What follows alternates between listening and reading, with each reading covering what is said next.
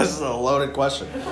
What was my first reaction to getting the script? I had never worked on a project that wasn't like my own script before, and so I'd always been apprehensive, I feel like, about not relating or like not being able to, I think, like put myself in someone else's character's position in a way, and so immediately I was like enthralled by Anna and Maddie and Luke's character off the bat, and I was like, okay, I got a guy I got to put on this project. That I called Ricky up, and I sent him the script, and he's like, we lived together. You just walked into my room. Yeah. I just threw my phone at him, and he's like, yeah, we have to make this.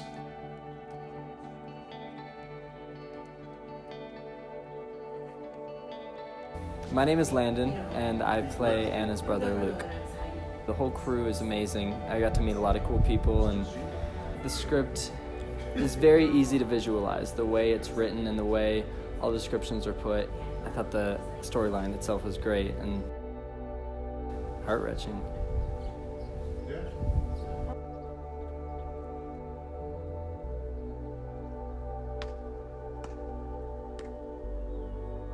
It was amazing. I feel like it's hiking like 20 miles and then not remembering any of it, but just like looking at the view at the end, like by the time you're done, and then you feel it the next day. That's how it feels. It just happens so fast. It's a lot of like brain power and willpower, and like everyone showed up to bat. From you and Dom, our gaffer, Carly, hair and makeup, Rishu, and I'm trying to remember everyone's names, Helen, everyone on the crew, and Zoe, of course, and Emma and Mariana, and Landon too. Like, everyone brought their A game. It went by too fast almost. I'm kind of bummed it's over a little bit. Same. I don't know, I got hit in the head with a basketball yesterday. Oh my god.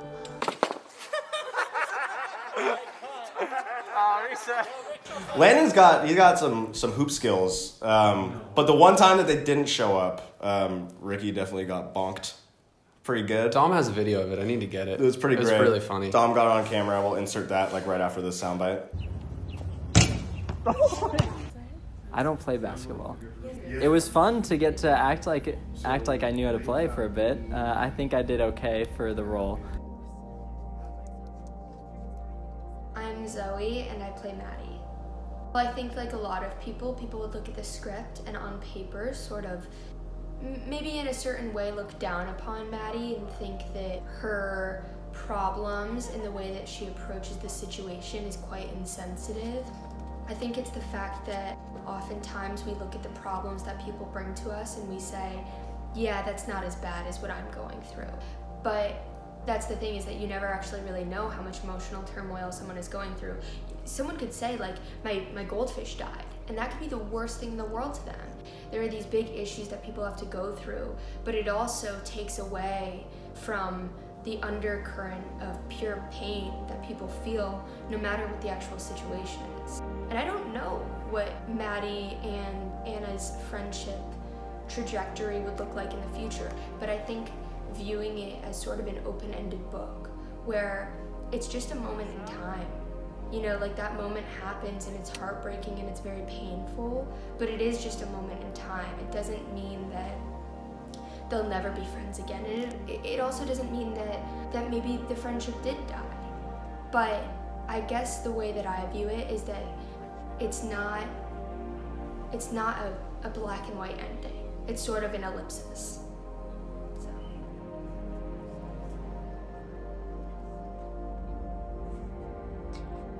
My name is Emma Helene. I am the writer of Pavement, and I played Anna in the script. There's a line in the script and it says, the space between them is like a rubber band. It stretches and stretches as the space grows further and further between them, and you wonder if it will ever come back together again or break in two. I think the idea of filming feet in general and making that such an important thing, well, one, I think it grows Zoe out. But two, I think the symbolism behind it, as I was writing it, I don't think I realized what it meant.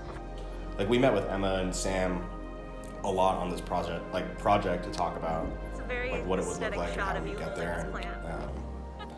It just flowed supernaturally, I think, but it wasn't anything where we're like, okay, we have to replicate this, or like, it kind of became its own thing, like, very quickly.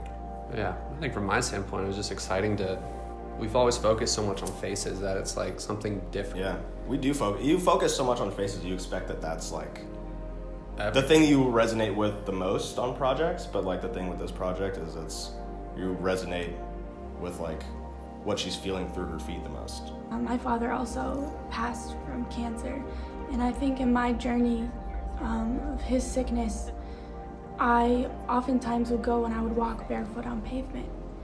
And there was something very comforting about singeing your feet.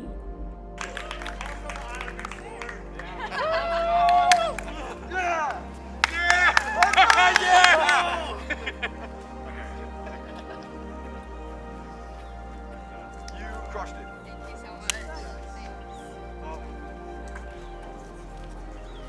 We got there. I say Pavement is a semi-autobiographical story, and it is, but truth be told, there's a lot of me in this script and a lot of my life in this script. And I wrote it, one, in hopes of some like self-help, but two, because one of the things I really faced as a kid dealing with the dad with terminal cancer was this sense of like alienation and loneliness. And so I thought maybe I could make a movie that would have connected with me when I was 14. And I remember thinking, just keep walking, just keep going, because if you keep walking, you're gonna get to the grass. And your feet aren't gonna burn anymore. And I did, and my feet don't burn anymore. And so when I wrote Pavement, I wanted to explain that, and I wanted to give gratitude to the fact that I had made it to the grass. And I also wanted to look back on my 14-year-old self and other kids who have felt that sense of overwhelming loneliness and fear and sadness. I wanted to give a tribute to them. And so I wrote Pavement in some hazy, like, 2-hour time frame. I edited it, sent it to Brendan revised it with me, and we made a movie.